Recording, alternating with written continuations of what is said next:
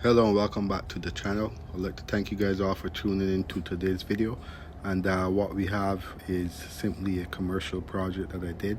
You're going to see all types of fancy lighting, strip lighting, LED lighting, track lighting, pot lights, receptacles, everything that's going to be installed in here, obviously following the code rules.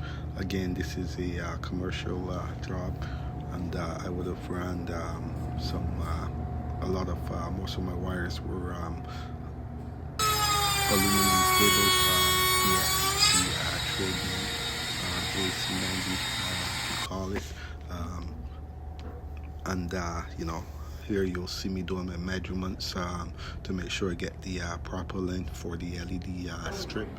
And you see the exit signs, the track lighting that is going to be around the corner. That's the panel. Okay, and then we go over here, we go into the you'll see the fancy washroom that they have, fancy designing, whole nine yards. So again, this project was an old project. Everything was brought back to life. You see the also the light there, fancy lighting. Like I said, everything that's in here is new lighting. So again, just sit back and enjoy the video. And for all those who hasn't subscribed to the channel, you can go ahead and subscribe, or you can become a member of the channel by simply clicking the link.